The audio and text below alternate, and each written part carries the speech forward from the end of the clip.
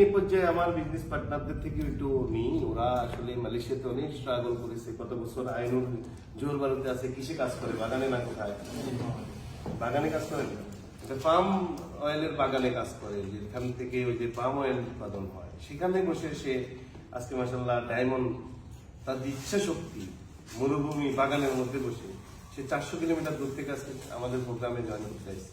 আমরা 1 মিনিট তার কাছ থেকে শুনবো তার জীবনের গল্প, যে ডিএক্সএন থেকে সে এখন কেমন ইনকাম করছে, এক্সট্রা ইনকাম। জি, আসসালামু আলাইকুম। আসলে আমি যদি শুরু করি প্রথম থাকি যে কিভাবে ডিএক্সএনে আসলাম। তো ডিএক্সএনে যে কোনো একজনের মাধ্যমে তো আসতে হয়।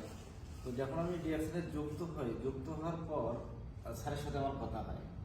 তো স্যারকে আমি একটা কথাই বলছিলাম যে ডিএক্সএনে আমি থাকি আর না থাকি, আপনার জন্য আমার শুভকামনা এবং দোয়া সবসময় থাকলো, রাইট কিনা স্যার?